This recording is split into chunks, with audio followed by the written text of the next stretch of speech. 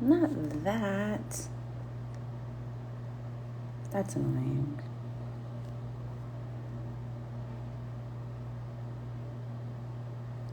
Hey guys, give me 1 second. I don't even know if I should put the. Huh. Hey guys, welcome to Spicy Poll Wednesday. I'm just going to add my co-host for today. Hey Spicy team, it's been a very long time since we've been live on our own channel. How amazing is that?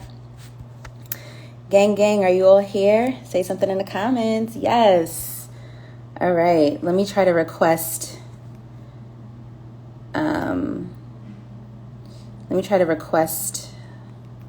Our host for today.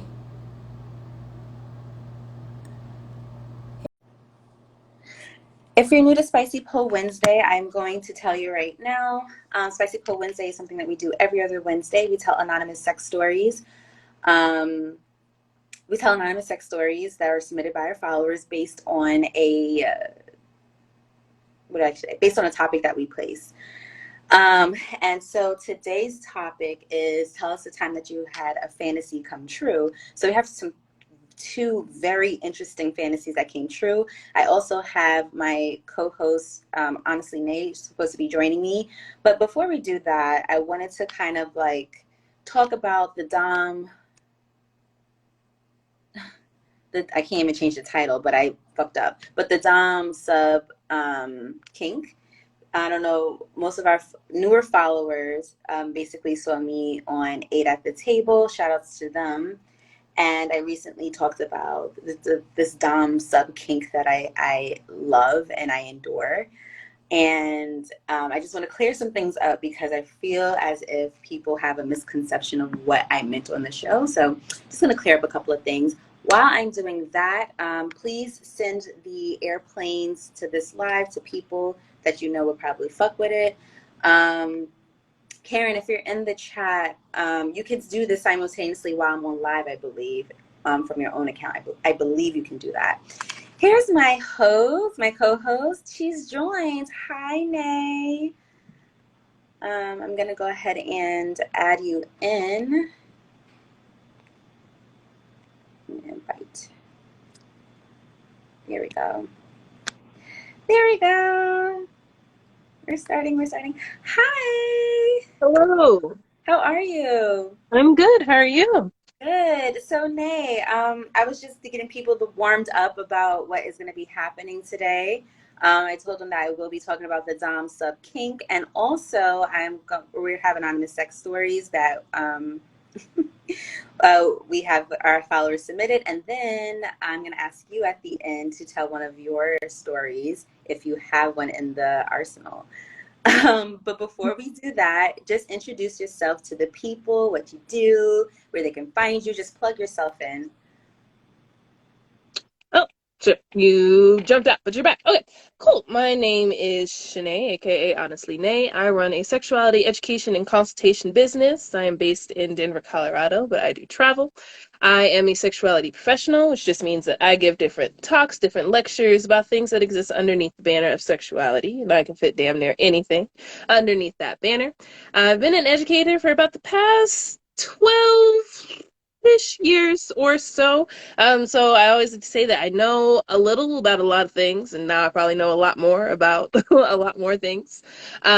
Within being an educator, I am also a sex therapist. I am a licensed mental health clinician based here in Denver, Colorado. A majority of my clients are dealing with some kind of sexuality related issue, whether it's pleasure, identity, trauma, kink, non-traditional relationships, things of that nature. So I do a lot of work in that sphere. I'm also a professor at the local university where I teach primarily in the gender and women's studies department. And I am the of a sex positive resource center known as the Chrysalis House, where we serve primarily QT BIPOC folks and sex workers. And we are very heavy in the sex work decriminalization game, both in Colorado and abroad. And within all of that, I'm getting my PhD in clinical sexology right now, and my research focuses on Black people and kink. So that is me in a nutshell. You are an amazing person. You are doing a lot of things. Um, quick question to the people in the audience because Yeah. you're black, like your screen is black. I can't see you. I don't know how Mm. when facing this issue. Anybody in the audience, can you guys see if they can if you guys can see her? Because I can't see her. Like I can't see your face. No. Okay, so it's I me. see both of us. I'm the drama. Okay. I'm the drama. All right. Let me see if I can just like come out and come back in. Give me 1 second. Uh,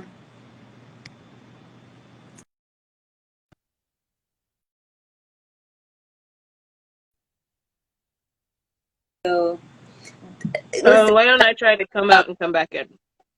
yeah, see I'll if you do. yeah.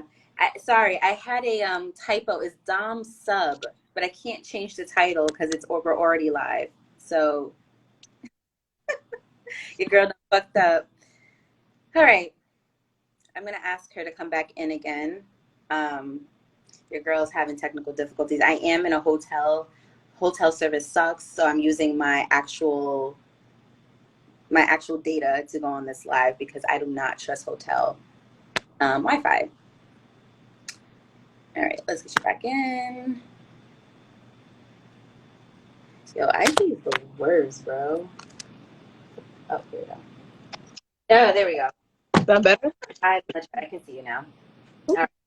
So yes, I think you're an amazing person, and I think and I'm glad that you said what you said because I know I texted you earlier, and I was like, hey, I kind of want to do something a little bit different here. I want to talk about the Dom sub kink because I recently was on a show called Eight at the Table, and they asked me what it like. We had got into kinks, and I told them that I'd like to be, sometimes I like to be very submissive in the bed, and I like my man to be very dominant.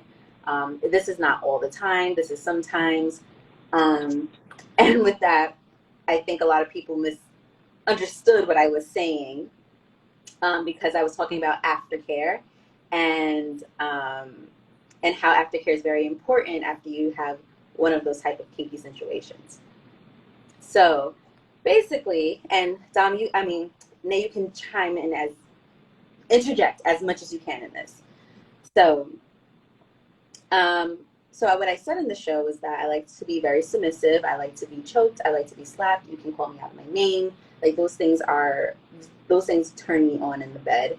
And I said that the men that I've had sex with they were afraid of doing that because they just I guess never experienced it before, and so they get kind of scared when I ask them to do things like this. And then I also told them that like the aftercare is very important because I used the word trauma, and I think people got like a little tripped up about that. They said, "Oh, I need to heal. I have all these things, and blah blah blah blah blah." And I'm like, "No, I'm meaning that like we just came out of something that's outside of the normal sex. That aftercare, I need to, even though I'm submissive and you're calling out my name, I need to know afterwards that you're not gonna. It doesn't come outside these 4 bedroom walls that we do this." And then you had said something very important. Do you remember what you said? No. I will tell you what you said. You said that if it's within your boundaries and if it's for a reasonable reason, then it's okay. Is that what? Oh, no. So it sounds very much like you're speaking about power dynamics. And so power dynamics are an activity that exists underneath the perimeters of kink, because kink is an umbrella term. It's an umbrella term that's kind of a catch-all. And so what you're specifically talking about is a power dynamic in which there are 3 roles that a person can play. You can be the dominant person, so in receiving of the energy, the power, the control, and the attention. You can be the submissive person who is giving away the energy, the power, the control, and attention, or you can be a switch, which means that depending on the activity or the day or the color of your panties, that might dictate what role you're willing to be in that day. And so it sounded like for you that you are very much willing to show up in the submissive role, barring these boundaries and these perimeters. And so it's important to keep in mind when we're talking about a power dynamic, the person with the power is the submissive person. It is not the dominant. And that is a question that you can ask to help kind of weed out whether or not the person you're playing with or engaging with is engaging in an ethical form of kink and BDSM play, is to ask who has the power. And that answer needs to be an overt, unanimous, the submissive person, because it is the submissive person's responsibility to create the container within which you are willing to give away your power, your control, and your attention, with the caveat that whenever you want it back, it is to be yielded post haste, no questions asked. And so when we talk about those boundaries being required for and able to, submit, give away that power, that control, and attention, it sounded like for you, you have those very clear things of that you need. Like, here are a list of things that are okay, here are a list of things that are not okay. And then when we talk about aftercare is required for any kind of sex or activity that you're doing, not just kinky sex.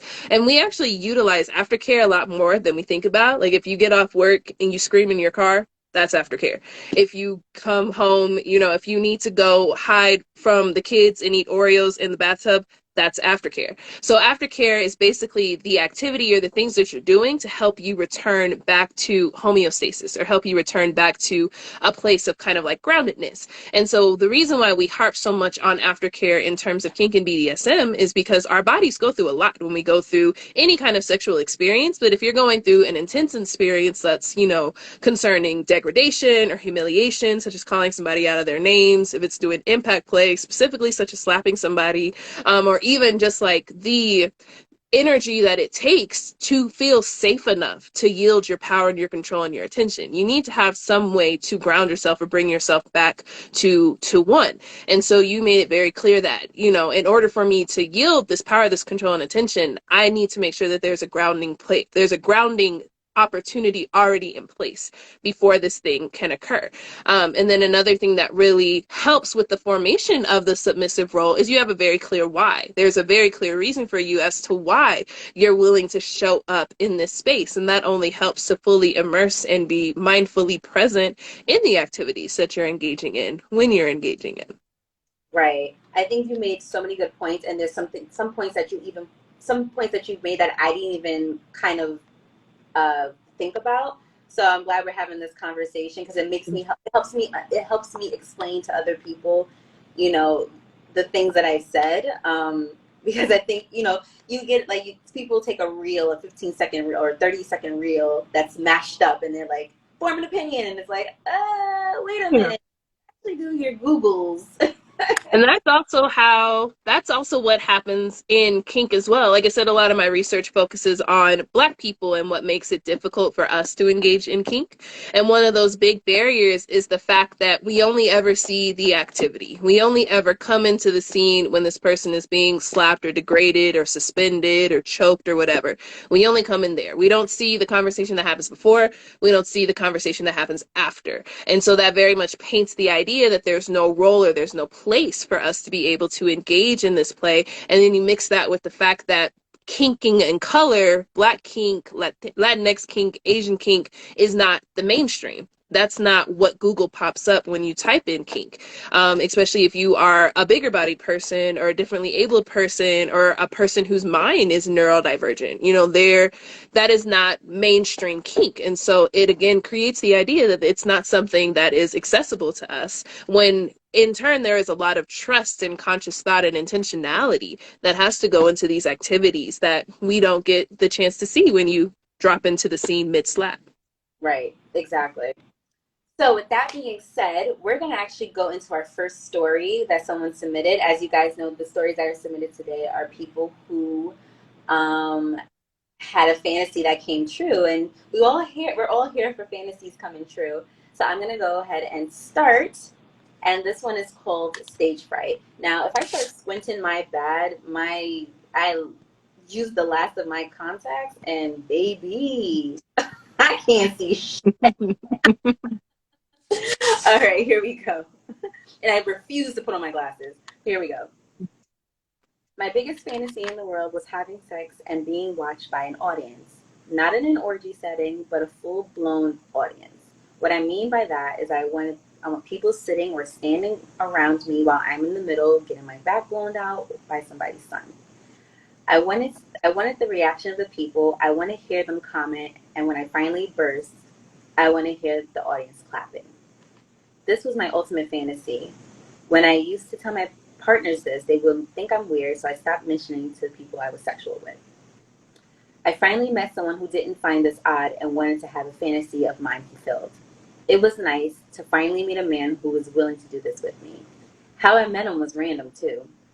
We were both attending an art gallery in Soho. We kept making eye contact, but was shy away. The last time I stared at him, he looked away, and then I went up to him and introduced myself.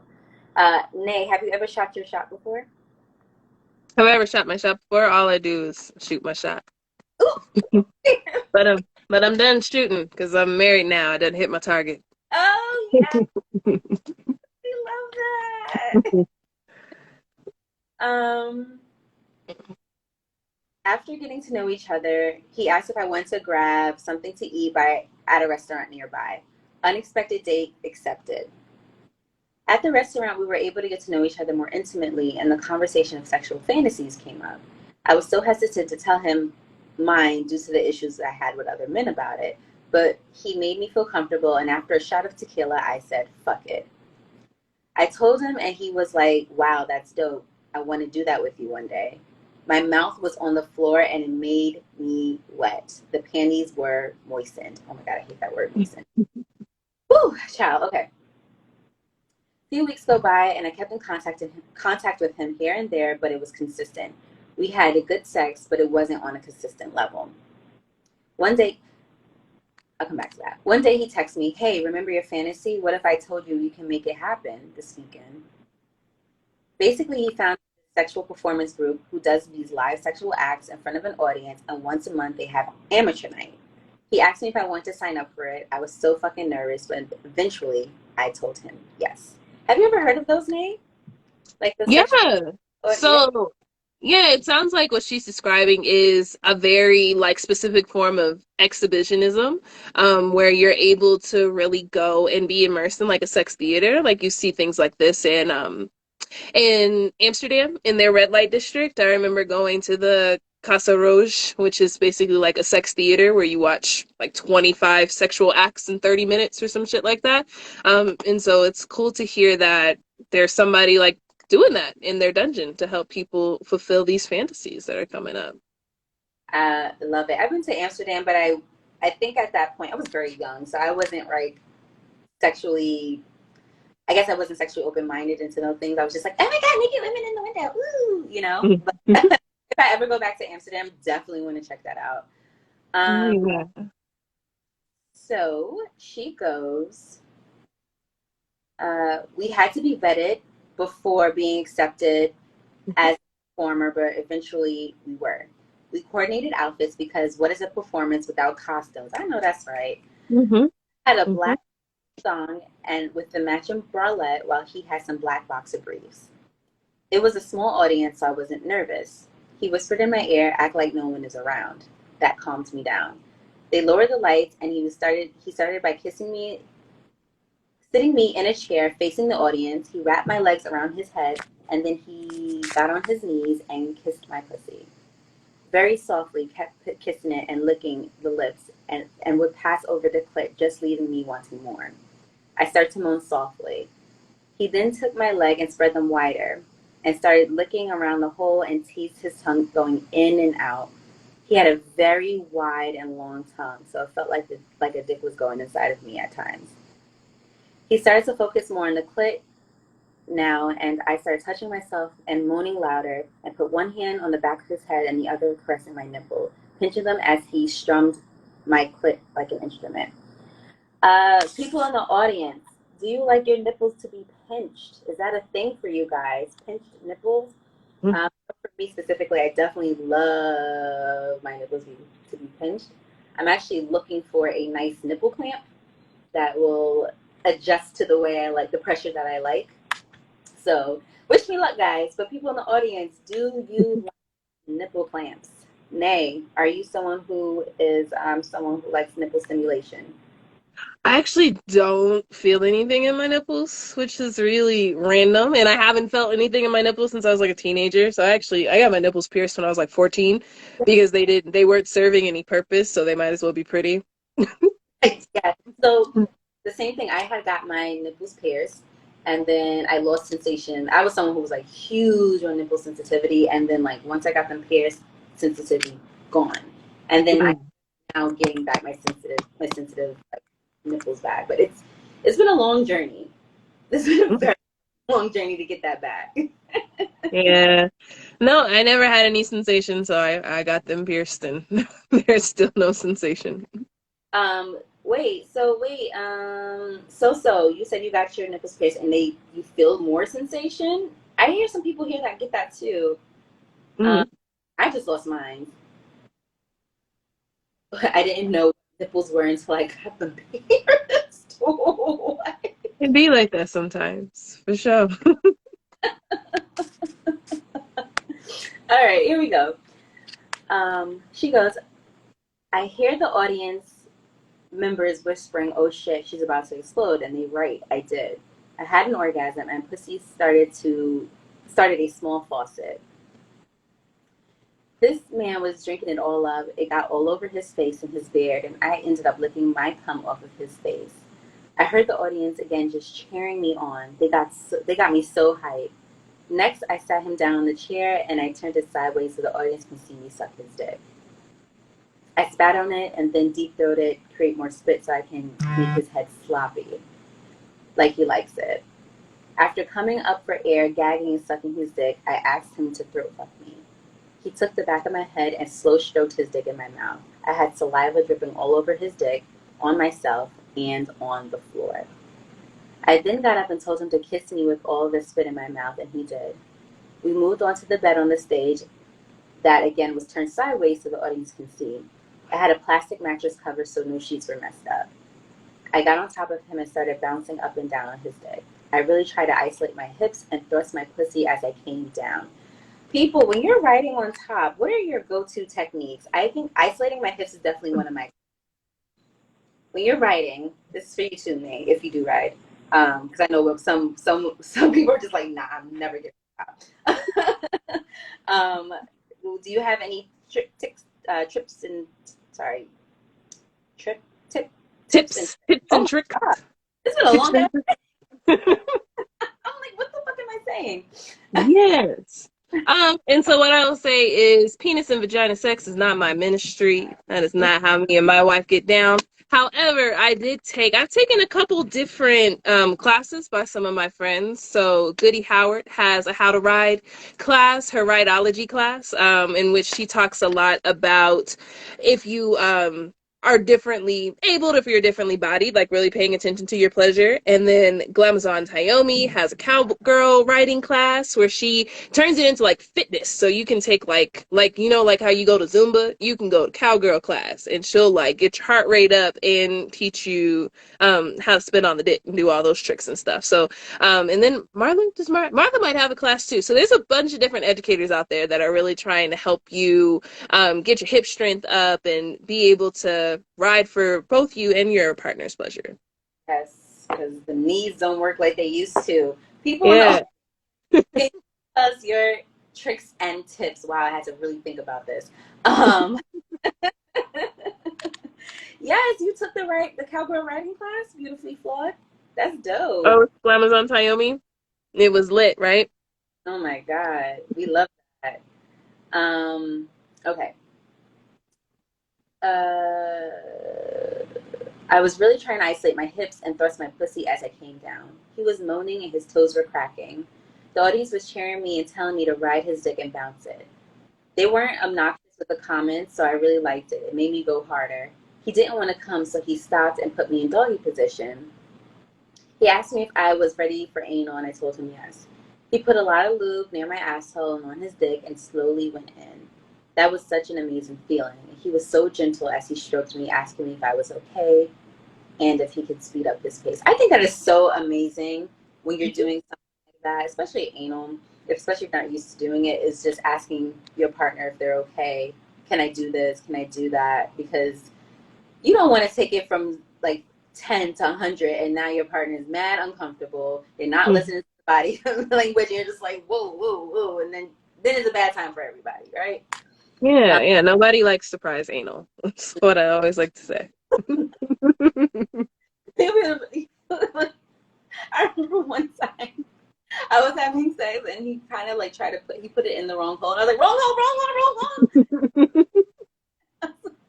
hole. It's like, please don't put it in there yet. And I think like for me, I I've only had anal sex once because I just want to be very, very comfortable with my partner before I do that. Huh. And I want to try it. I really do. But I'm like, but at first I'm doing anal plugs, the training Mhm. anal. So I have like a small one, a medium one, and a large one. So I'm kind of working my way up so I can actually take take it and Yeah. like, Yeah. yeah, And you do have to train. You do have to train. And I don't think that's something that people think about because the sphincter is a muscle. It's an orifice, just like your eyes and just like your lips, and it has a involuntary control mechanism. And so, once it engages, once it tightens, once it's squeezing, it's not going to let anything come into it anyway. And so, along with like doing things like anal training, there's also like being more comfortable with it yourself, whether that's massaging it or playing with your own butt or doing things like that to really start to get into the sensation of taking that voluntary control back over the sphincter so that way you can relax it and you can engage in penetration. Because when you use a butt plug, you just kind of stick it up there and then it's just kind of there, right? And so you're just trying to like acclimate to the fact that it's there. But if you're having like penetrative sex, if something is penetrating it, not only do you want it to stay relaxed, because if you stick that butt plug up it, then it's just gonna come around and it's just gonna hold it. It's just gonna hold that up there. And so that involuntary mechanism is engaging again. And so things like playing with it or even just fingering the asshole, just really being and lots of lube. Lube is your friend in all of these instances. But you really have to like get back into the voluntary mechanism of releasing that muscle. And it has a lot more to do with what's happening up here than like what your asshole's capacity is down there. that it's all mental for me. I swear it's all mental for me. I'm just like I think about it and I'm like tense. I'm tense, and it's like Mm-hmm. I want to come out of that mindset and be like, you can relax. I just this year, I've been very comfortable with just like playing down there. Um, I'm working my way. I'm taking baby steps to get Yeah. I can activate. Even having a conversation with yourself, like what is it about being down there that makes you go like that makes us tense up? Because when we think about if you think about like sex as a whole, like sex is super disgusting. Like your play area is right next to like your waist area. And you would like you don't expect to go to Six Flags. Six Flags isn't in a dumpster, right? You don't expect for that to happen. And so what has to happen for us is our disgust mechanism actually has to click off in order for us to want to engage and be able to engage in sex. And, I really believe that there could be like an additional disgust mechanism that's linked to our assholes as we're trying to engage in anal sex. And so you really have to like start to unpack that mechanism and what's really happening in your mind to allow yourself to experience that, experience that style of play.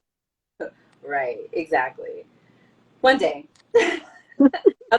I'll make sure to ping you and say, yeah, I did it. So, um, she goes, he was so gentle as he stroked me, asking me if I was okay, if he could speed up his pace. I told him to, of course, and he just went a bit faster. I take my vibrator out and place it on my clit and I took myself to heaven in less than 10 minutes. I was so overstimulated when I came again. I was just stuck on the bed. He told me to open my mouth so he can come all in. As soon as he was ready to come, he put his dick damn near my throat and came. Oh, he tasted so good. The audience clapped and cheered, shouting, good shit. We washed up and sat in the audience and watched other people have sex on the stage. Afterwards, people told us that we should come back, perform well, and our sexual energy was felt in the room. I just couldn't believe I finally lived out my fantasy.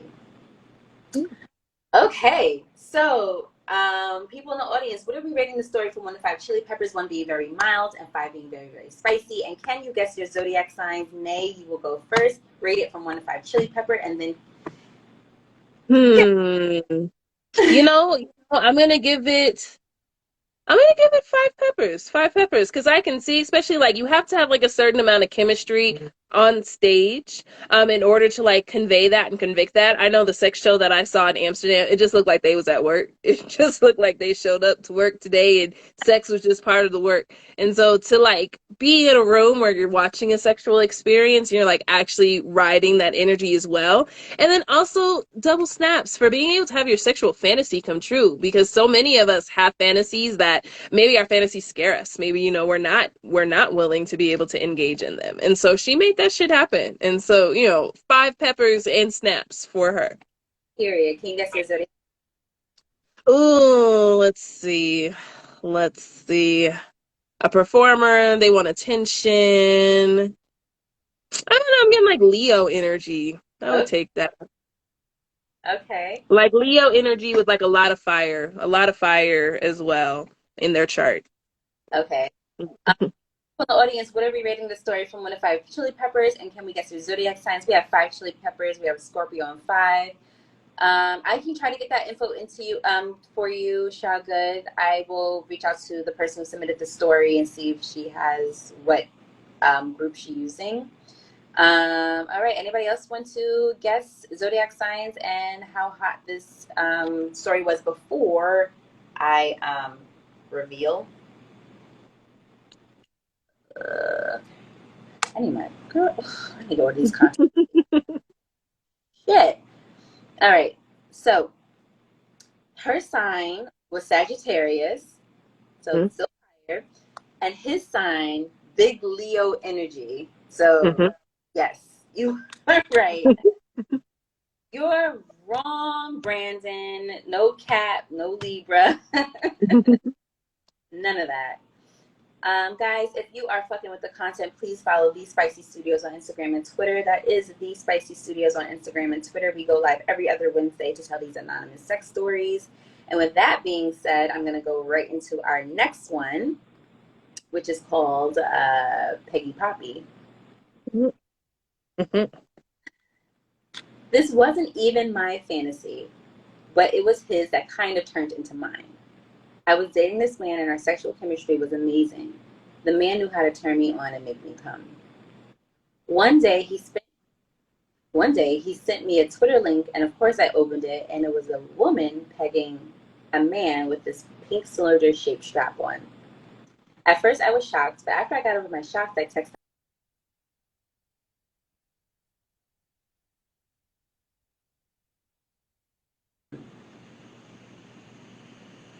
oh shit, I lost my place. Oh, okay, there we go. After I got over my shock, I texted him back and asked him if he wants that.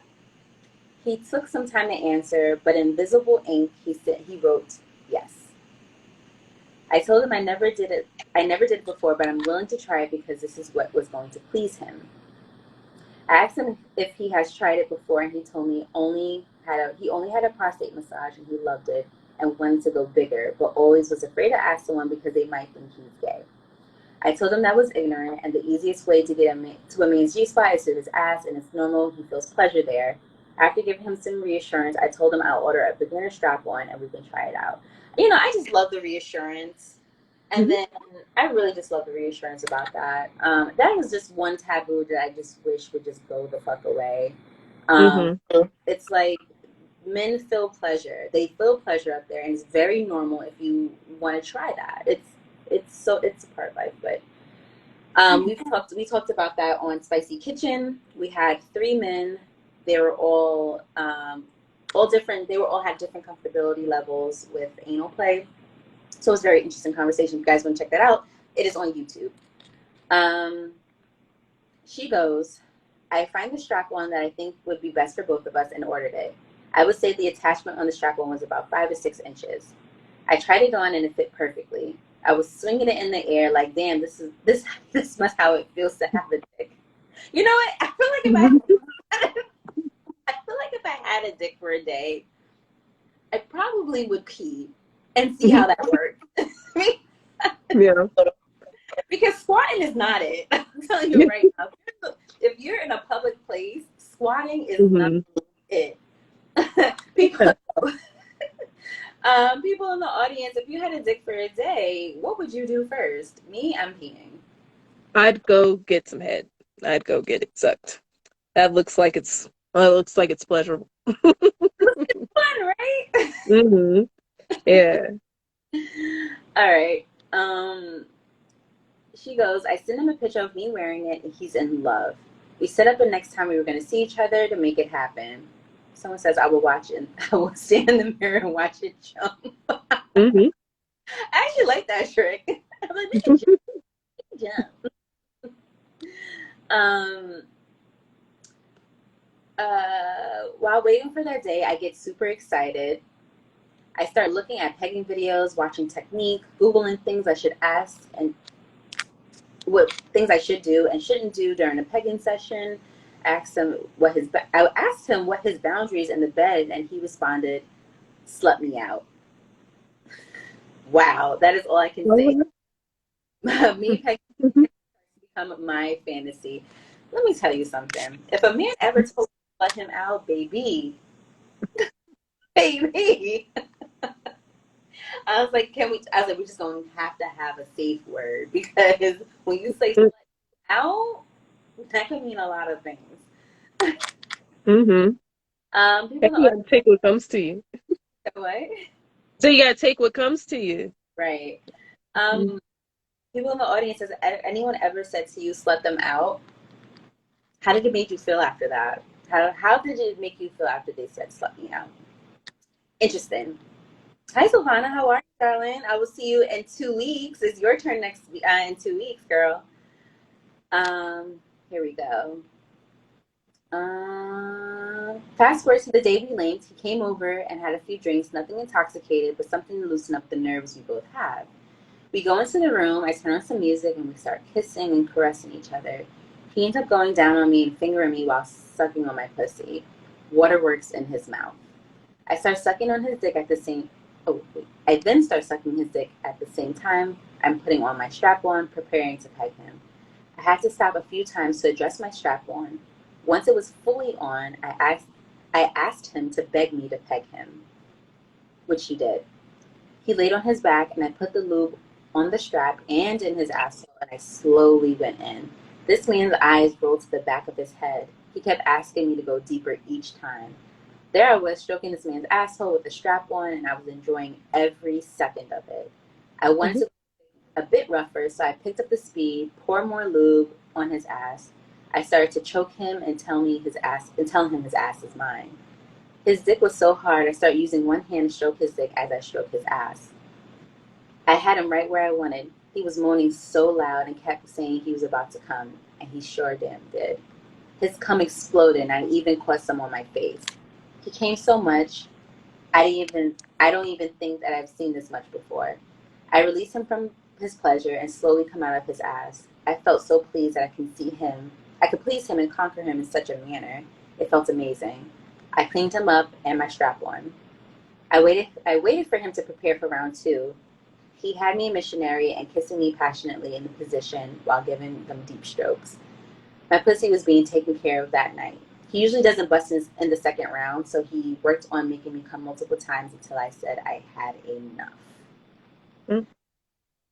Okay, Hmm.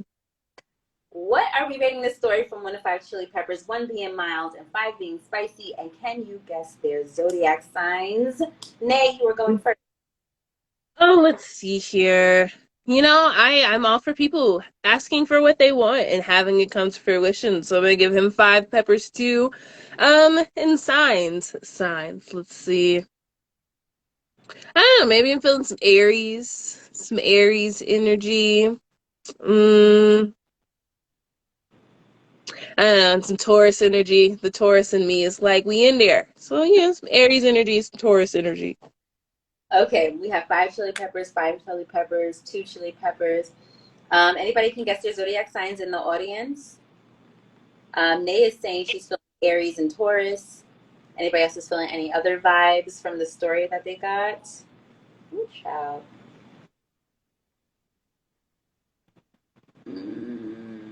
Pisces and Aries. I Aries, see some earrings. 5 chili peppers. Oh, she's correcting hers. Okay. So, now you have been very fucking spot. His sign is Aries and Mm-hmm. her Scorpio. Okay. All right. All right.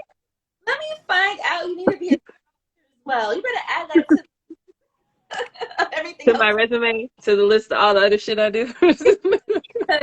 Astrologer.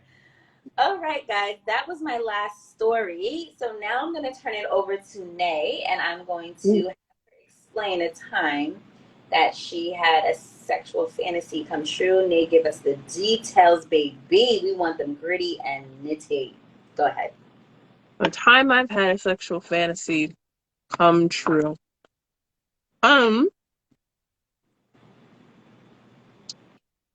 What's coming immediately to my mind is a fun thing that happened. I can't say that it's necessarily a thing that I thought of before it happened. That's a thing that happened. And so I had gone out on a date with this girl. I don't remember what we were doing or how we were doing, but we had gone on this date and there was this desire that they wanted to go off and explore and do something. And I remember that I was looking fresh. I had on my fresh outfit. I just bought the new Fenty sneakers. I was like living a dream. And so in this path, in this journey to go in and explore whatever the hell it is that she wanted to explore, I had stepped in dog shit that I did not see in my new Fenty sneakers. Oh, And my. so when it happened, of course, she was like, "Oh my God, no." And I was like, "Yeah, these are my new fucking shoes." And she was like, "Ah, like, what can I do?" I was like, "You about to clean these shoes. The fuck?" Like, you're gonna clean these shoes. And she was like, "Oh, okay." But I think she thought I was playing. I didn't think I was playing though. And so when we got home, I was very much like, okay, I'm gonna get in the shower and you gonna clean these shoes. Like, here's the shoes, here's a toothbrush, here's some cleaning. You can clean these sneakers. You can clean the sneakers. And so it was very invigorating to have them be in service. In service to me as a professional dominatrix in that particular way. And so it's just like, I dom naturally. And that's what came to me in that moment. Um, Fantasy. Goodness gracious. Wait, how did you get into? Well, I know that you dom naturally. hmm How did you like? How did you get into that professional? How did I get into professional dominatrix realm? Well, my pro doms persona, their name is Sire. They are a sensual, sadistic, bratty vampire dom. If you are in Atlanta or can make it to Atlanta this weekend, you should come to Sex Down South, which is one of the best sexuality conferences of the year. And if you come, Sire is head dom in the Labyrinth Dungeon this year, and we're playing the Dungeon Olympics. We're doing dungeon games. And so my persona is a vampire. And so very much feeding off of that like dark sensual energy, very much that elusive, now you see me, now you don't sensation play kind of energy. And I really got into that just by accepting the fact that I was kinky. And the more that I learned about sex and sexuality and more that I learned about kink, the more that I grew and harnessed my tools, the more that I was able to learn that, people will pay for this service. um, and People so it kind of people pay for a whole lot of things. Like if you think you have a thing and you wonder if people will pay for it, somebody out there will pay for it. tell me. People pay for the things. Yeah. And so it's been how long have I been a pro dom? I've been a pro dom for maybe about the past 7 years now, maybe a little bit longer. I've been in the kink community for probably going on like 15, 16 years now, but professionally doming for like 8 years or so. Um, and so really just like expanding my tools and my capacity, taking classes, teaching classes, helping other people step into their dom personas, their sub personas, has been a lot of fun too to help facilitate those experiences as well. And it's just like, again, like harping off of that natural energy that I had, just finding a way to channel it, bottle it, and then sell it in a way that felt good for me and feels good for my clients as well. Do you have vampire gloves? I actually tried them out for the first time this year, and I was like, these are amazing. Yeah, I've had vampire gloves, but my hands get hot, so I actually have claws. So I have like spiky claws that I can put on my fingers. That they work the same as vampire gloves, but I'm very much like a sensationalist for myself too. Like I like as much skin, as much as my skin exposed as possible when I play, and so the gloves sometimes they can be a lot, but my claws are really fun. Ooh, I wish Mhm. I wish I could be in Atlanta this weekend, but I can't. I would have loved to. I would love to. Oh my gosh, what's going on? Sorry. I would, attend one of those. I think opening up people's minds and just I would say I'm a baby kinker. I'm just like Mhm. and I'm just like I'm learning so much from like people who come on the show and like going on other people's shows. Oh, Kate, Mhm. okay, see those claws. You have them nearby? I don't. I don't. I'm getting ready to leave for Atlanta, so they are already in my suitcase. Oh, I'm trying to be proactive, and I'll do something like pull them out and not put them back, and be in Atlanta mad that I ain't got them. But Sex Down South happens every September, so come through. This is year 8.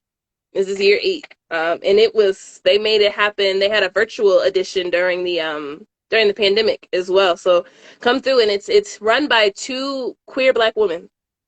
So it already like they are very conscious of the space that they're creating and how they're creating this space. So I would definitely say come through. If you can come to Atlanta, we'll see you this weekend. If not, we'll see you next year. But come through. I think that even is their catchphrase. Just come. Just come and see. okay, funny. Would need to have that information for next year because obviously I can't make it this year. But that's very interesting. I want to join. Um, Mhm. with that being said, guys, those are all the stories that I've had. Thank you, Nay, for being our co-host for this evening and being very, very informative, um, about just everything, especially when it comes to kinking. I think it's really important for people to have it. Yes, sex can be very thrilling and hearing about it, it's like, wow, but I think having an educational piece is very, very important for people as well. It's not Yeah. and shock factor about sex is always you have to be educated as well. Mhm. So Mhm. that being said, it's in the if you go down the line, Yeah. it's right there. Nay, plug yourself in one more time. Sure. So it is honestly NAE. Honestly, Nay is my handle. If you go on my Instagram right now, you'll see that I have a class on shibari coming up. Shibari is Japanese erotic bondage. There's also a class on dark tantra and wax play that is out and available, and I have a class on how to develop your dom persona that's coming up. And I am not quite there yet, but for my research, I need Black people to help me with my research. So if you're interested in Black and Kink, make sure you follow me because as soon as I am at that stage in my dissertation process, I need y'all to help me with my research, participate in my research. So yeah, if you follow me at Honestly NAE, you'll keep up with me and all the things that you're doing, and also on honestlynate.com. Nay, when you start doing your dissertation, please send me the link so I can help as well. I actually was helping someone else for their dissertation as well. Um, Nice. so I would love to help you out as well. Um, with that being said, thank you, Nay, so much. This has been another episode of Spicy Pole Wednesday. And always remember to keep it spicy. Bye, guys. See ya.